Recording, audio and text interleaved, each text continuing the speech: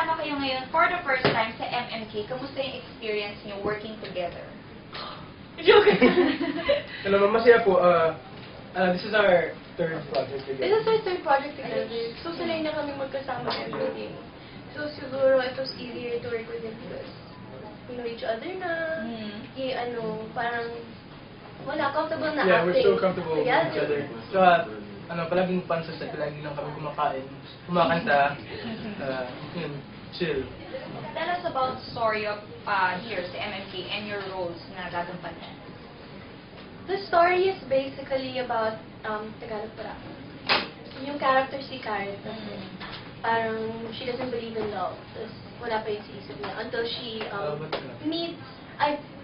hanggang ma-meet niya si Christian at si Inigo. Tapos dun niya ma-experience yung lahat ng first crush, kung ano mararamdaman ng baby card. Si Christian naman, ano siya, parang hindi siya, parang ano siya, yung wala siyang feelings sa girls, parang tropa lang. Yung parang, Manhid! Yung hindi emotionally attached. Pero he flirts na hindi niya alam na pag-flirt siya. Pero sa girl parang may meaning yun, pero sa kanya parang wala. Siguro kasi all throughout, parang pinaramdam ko sa character niya na tropa lang ako. And so that's why it was comfortable for Christian, his character, to treat me that way. Pero ako kasi, Meron kang ibang inassume kasi nag-fall na rin ako sa actions. Medyo boyish siya, yung character niya. Yeah. So boys, be careful pag ganon. Joke lang. Eto, how were you able though to relate to your characters here sa MMK? Ano yung similarities niyo dun sa roles niyo dito? And differences?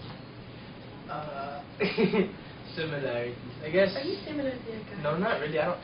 Ano siya, actually, far from who I am actually.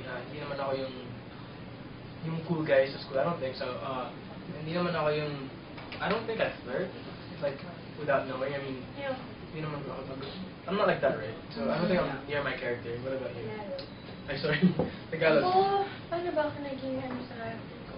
Well, not in the love perspective. Siguro, yung character ko kasi dito medyo crazy siya. So, siguro, this is actually the first time na magampanan ko yung role na parang malapit sa akin na crazy, tapos, wala, it was just so fun to play also. Tapos, my character here is parang may pagka-boyish side siya, and then, ayun, crazy siya eh. So, doon yung makikita niyo naman. Yeah.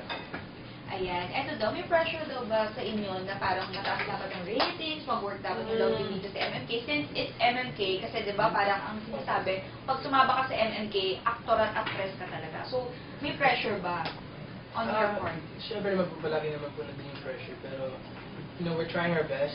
At sana po magustuhan po ng mga tao. So yeah, the pressure's definitely there, di ba?